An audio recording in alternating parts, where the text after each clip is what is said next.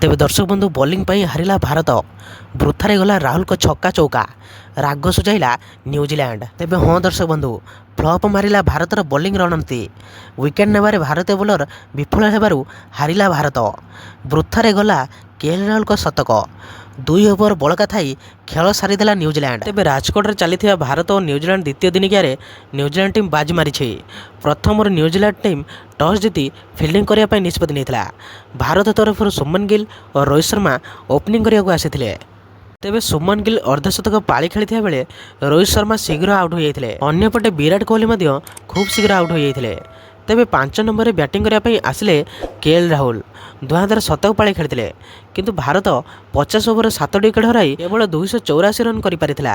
अन्यपटे New Zealand 3टी wicket हराई target run पूरण करथिला।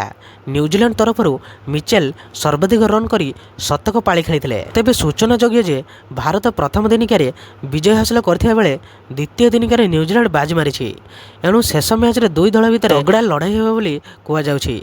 शेष दिनिकारे जेउ team बाजी मारिबो से ही दिनिकिया सीरीज हातेइबो। तेबे भारतीय दल तरफरु हर्षित राणा प्रसिद्ध कृष्णा और कुलदीप यादव गोटे लेखाएं विकेट नेबारे सफल होते मात्र ऑलराउंडर जाडेजा गोटे भी विकेट नहीं पारि नथिले। जाडेजा 8 ओवर बॉलिंग करथिले हेले सर्वाधिक 44 रन देई गोटे भी विकेट नहीं पारि नथिले। सेहीपरि नीतीश कुमार रेड्डी और मोहम्मद सिराज मध्य विकेट नेबारे असफल होइथिले फल भारतर बॉलिंग फ्लॉप प्रमाणित होइछि।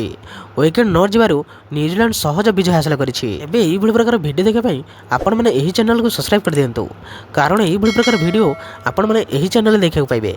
तेबे रहिली जय श्री राम।